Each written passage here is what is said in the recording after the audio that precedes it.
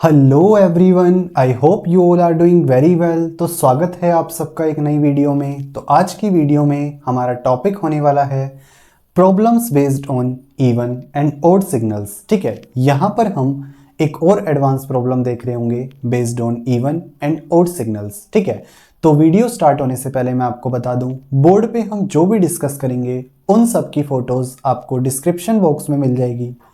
साथ ही आपकी complete revision के लिए हैंड रिटन नोट्स का लिंक भी आपको डिस्क्रिप्शन बॉक्स में अवेलेबल हो जाएगा, जिसमें हमने हर एक लाइन को बहुत अच्छे से एक्सप्लेन किया हुआ है। तो बिना टाइम वेस्ट किए हुए चलते हैं अपनी वीडियो में।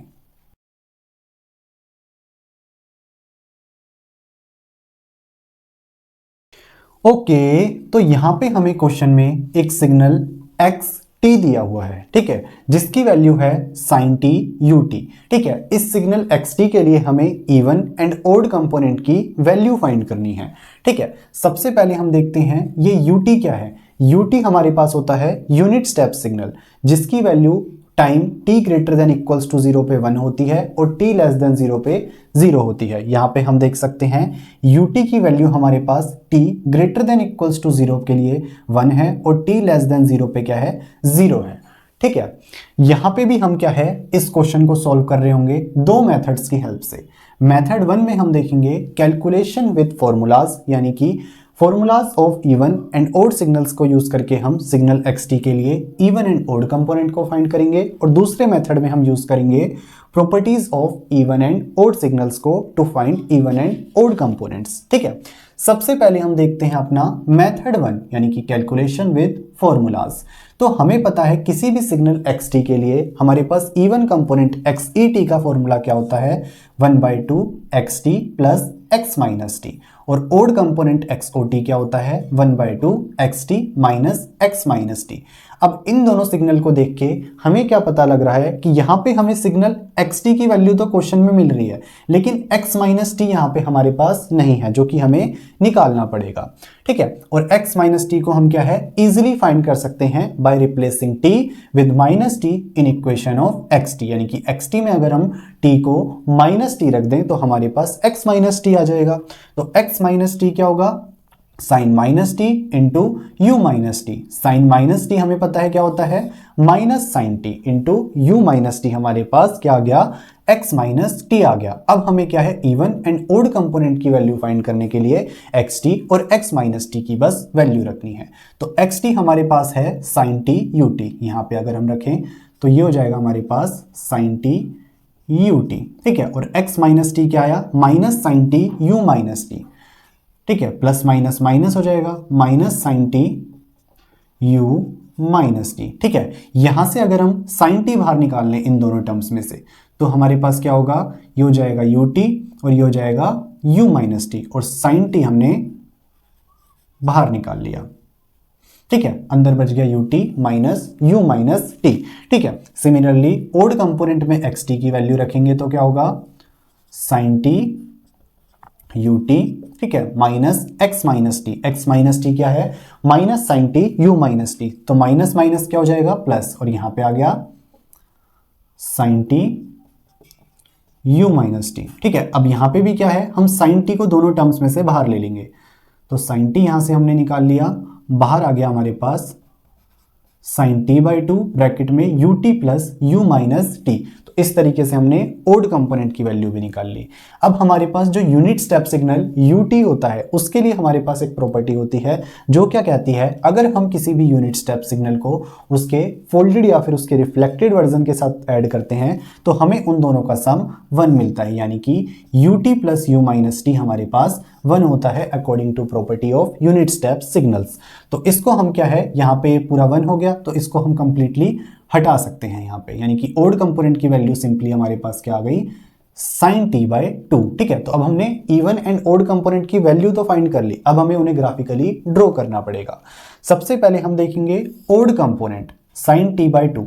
तो हमें पता है ओड कंपोनेंट में हमारे पास ओड कंपोनेंट खाली एक साइन वेव ही है। ठीक है, यहाँ पे हमें दिख रहा है ये साइन टी बाई टू है। साइन टी बाई टू कहने का मतलब है कि इसका जो एम्पलीट्यूड होता है उसको हम 2 से डिवाइड कर देंगे। और साइन टी के लिए हमें पता है साइन टी की रेंज कहाँ से कहाँ तक होती है, -1 से 1 तक। ठीक है, और अब वो 1/2 से अगर उसको हम डिवाइड कर दें तो क्या हो जाएगी, -0.5 से, यहाँ पे साइन टी है, -0.5 से 0.5 हो जाएगी, यानी कि अब ये रेंज होने वाली है हमारे पास, और सिंपल साइन वेव ड्रॉ करेंगे। तो odd component x o t क्या है हमारे पास, सिंपली एक साइन वेव है जिसका एम्पलीट्यूड हमने 2 से डिवाइड कर दिया है, जो कि क्या हो गया है, -0.5 और 0.5, ठीक है, क्योंकि हमें यहाँ पे 2 से डिवाइड करना था।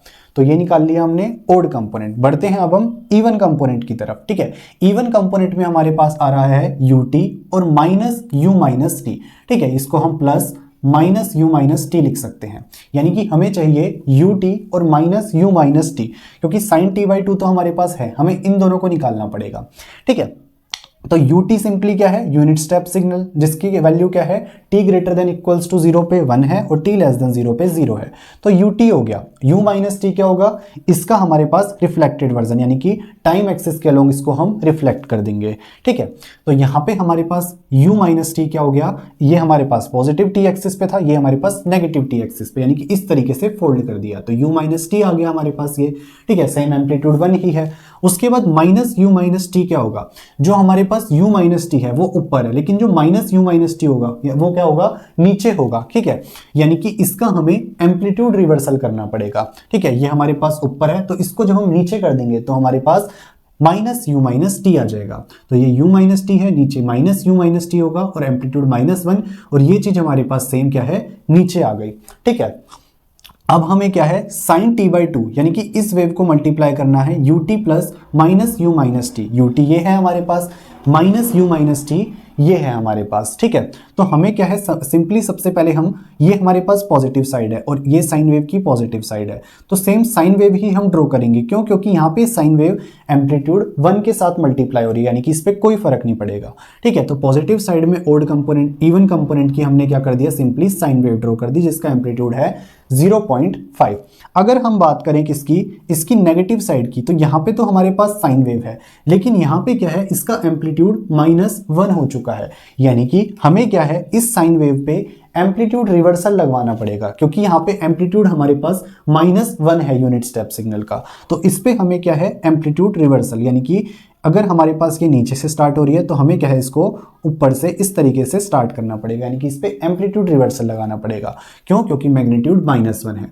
तो ये हमारे पास क्या है, इसी तरीके से यहाँ पे ऊपर की तरफ ड्रॉ हो जाएगी, और एम्पलीट्यूड सेम 0.5 -0.5, क्योंकि यहाँ पे भी हम क्या है, sin t/2 से ही इसको भी मल्टीप्लाई कर रहे हैं, ठीक है।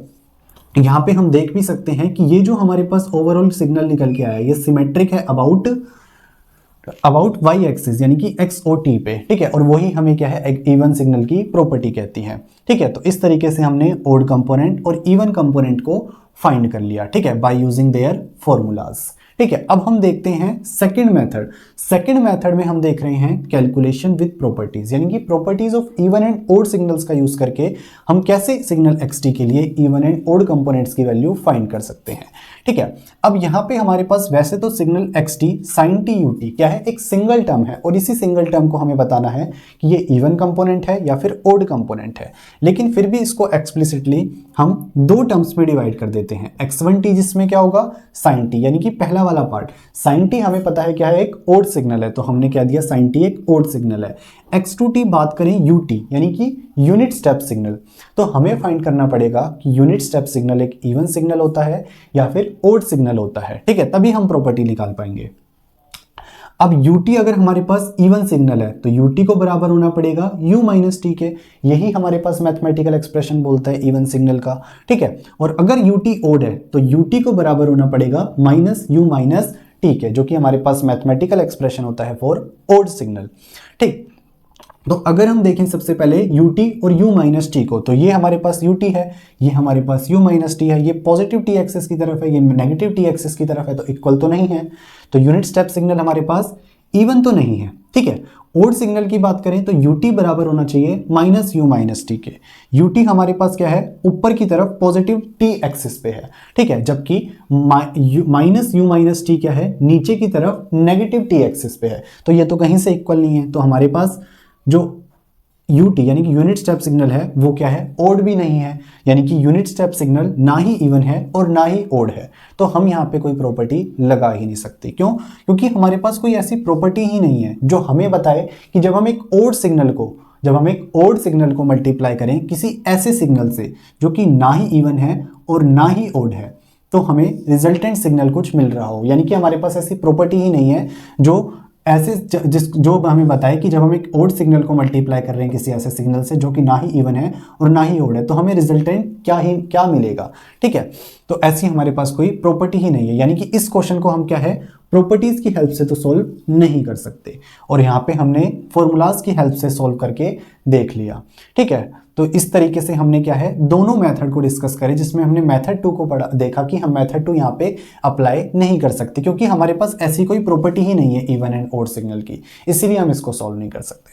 ठीक है, तो इस तरीके से क्या है, हमने देख लिया कंप्लीट क्वेश्चन।